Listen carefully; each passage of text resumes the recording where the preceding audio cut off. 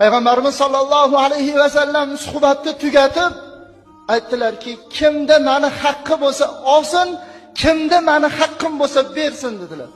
Sahobalar bir-birlariga qarab turibdilar. Kim ekan u Rasulullohdan haq olgan, u bermagan? Kim ekan Rasulullohni qarz qilib qo'ygan, kim ekan deb bir-birlariga qarab turibdilar. Rasululloh ikkinchi marotaba aytdilar: kimda meni haqqim bo'lsa bersin, kimda meni menda haqqi bo'lsa olsin dedilar.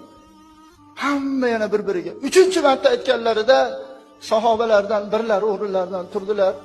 Rasulullohning oldilariga bordilar. Bu Ukkosha roziyallohu anhu edilar. Rasulullohning oldilariga borib, "Ya Rasululloh, falon jangda siz bilan birga qatnashgan edim. Shunda saf turganimizda meni otim bir qadam oldinda turib qolgan edi. Oldimga kelib, qamchingiz bilan yelkamga urib meni tekizlab qo'ygan edingiz.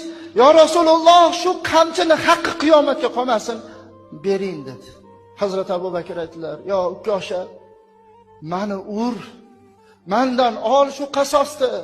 Chunki men Rasulullohning eng ishongan, eng yaqin do'stlari bo'laman. Meni ursin, Rasululloh urgandek bo'lasan." Yo'q, Rasululloh o'zlari nima? Hazrat Umar, Hazrat Usmon, Hazrat Ali, Imom Hasan, Imom Husaynlar. Rasululloh aytdilarki, payg'ambar